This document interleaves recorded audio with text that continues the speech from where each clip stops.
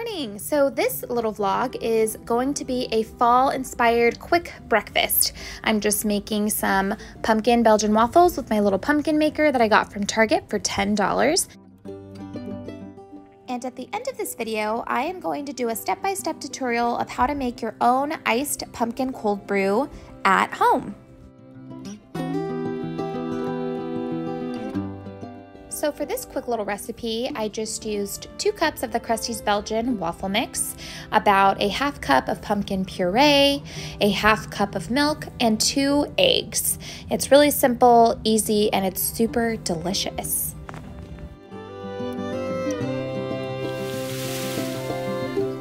So I probably should have whisked this in a bigger bowl or a deeper cup. This was pretty messy, and I was wearing a little bit of pumpkin waffle mix after making these. Then I went ahead and scooped about 2 tablespoons worth of the pumpkin waffle mix right into the little mini pumpkin waffle maker. They came out so cute, extra fluffy, very soft, and look how cute they came out. I'm loving the print, and you can truly tell that they are pumpkins.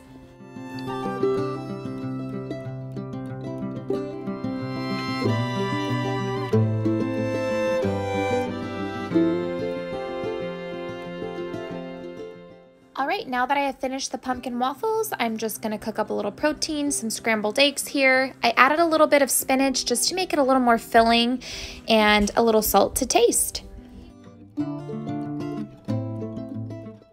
And just to make it a little more festive, I added some of the pumpkin spiced whipped topping for my girls, and I put some festive little Halloween sprinkles. I know we are still only in September, but hey, why not? They loved it, it came out delicious, and I even added some to mine.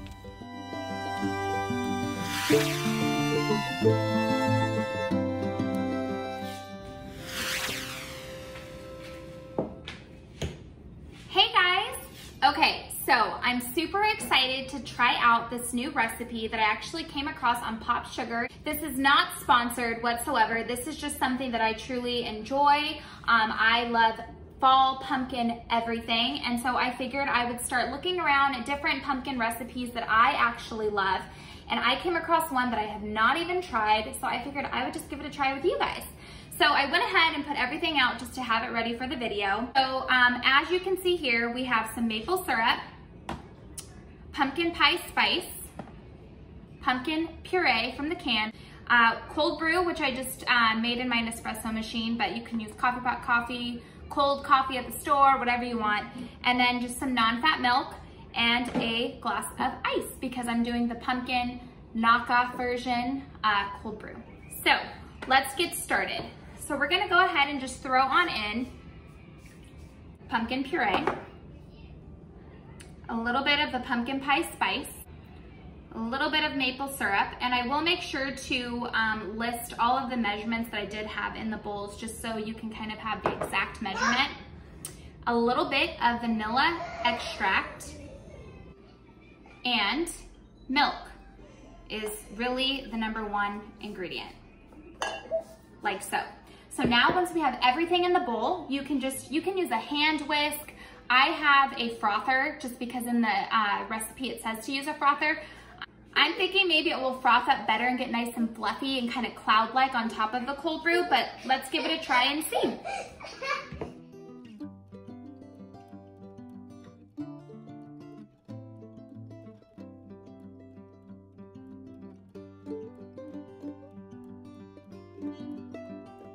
Okay guys, so I am actually I'm frothing it for a while. I want to say you want to give it a good froth for a good 3 to 4 or 5, maybe 5 minutes. And you can see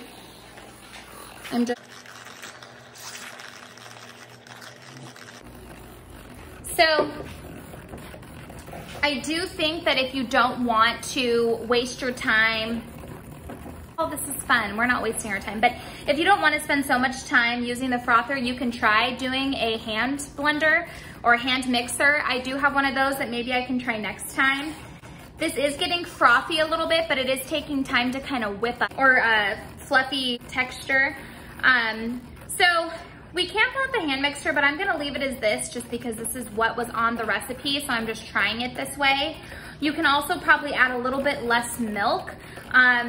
It did say to put about a cup of milk. I don't even think I put a full cup of milk, but yeah, so I think this is pretty much as fluffy as this one's gonna get, and I'm okay with it. So let's continue moving along and see how it comes out when we pour it into the cold brew, as I splatter myself. So here's this. We are gonna pour the cold brew right over the ice, just like so. You can add almond milk in. I'm not, I'm just gonna do it exactly how the recipe says to do it, like a knockoff cold brew.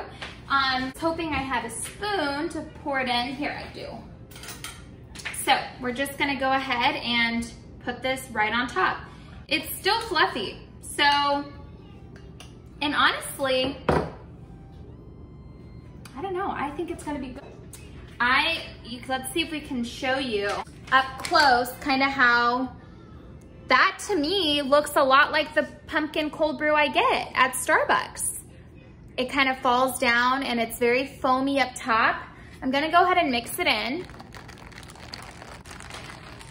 It looks really, I'm actually very happy and very impressed with how this came out. I'm very warm in the kitchen right now. Let's give it a test. Wow, I am pleasantly surprised. I'm gonna give this a 9 out of 10. And the only reason I'm gonna give it a 9 out of 10 is because it's not quite as sweet as the one at Starbucks, but it's still great. You have a very strong pumpkin spice flavor. The pumpkin pie spice on top. Just a little bit on top if you can see it.